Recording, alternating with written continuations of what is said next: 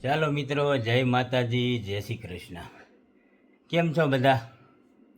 ઘણા દિવસે વિડીયો બનાવી છે અને આજે ચૂંટણી જેવો માહોલ છે. ઘણા બધાના એવા મેસેજ આવતા હતા કે ચૂંટણી વિશે કંઈ કોમેડી વિડીયો કેમ ન બનાવ્યો. તો આમાં કેવું હોય કે તાલુકાની ચૂંટણી હોય ને પછી તમારા આજુબાજુના ગામડાનો કોઈક ઊભો હોય. એટલે હવે અમારી બાજુના ગામમાં ઊભા છે ને બે જાણીતા છે. એટલે ઓનું બોલી તો ઓને વાંધો આવે ને ઓનું બોલી તો ઓને એમ થાય કે અમારું બોલ્યા. અને જેથી એમ કહેતા હતા કે તમે બધા મેસેજમાં કે વિસાવદરની ચૂંટણી હતી ધારાસભ્યને તઈ તો બહુ બોલતા હતા. તો તઈ ભાઈ ગોપાલભાઈ ઠેઠ સુરતથી ધક્કો ખાધો હતો. અને આપણે ત્યાં હતા કિરીટભાઈને તો ઓળખતા હતા. ઓલા ભાઈને હમણાંથી જોયા આપણે વર્ષ દોઢ વર્ષ થયા. એટલે એમાં હાલે, એમાં ગમે એનું બોલી તો કંઈ ઓલું થાય એમ નહોતું.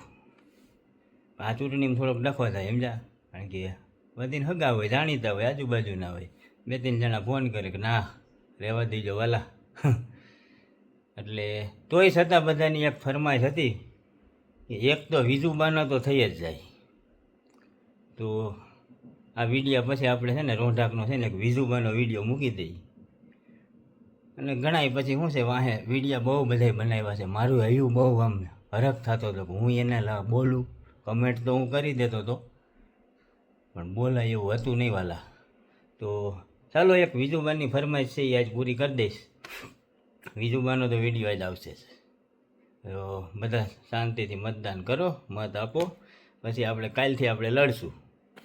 ભલે જે આવી આપણે કાંઈ ચૂંટણી હારે લેવા દે, આપણે ફક્ત કોમેડી વિડીયો બનાવીશ. અને ચૂંટણીમાં જે ઊભો હોય, કોણ આવે કોણ ન આવે એ કાંઈ લેવા દેવા નથી. તો ચાલો બધાને જય માતાજી. અને વિજુબાનો વિડીયો આવશે આજ.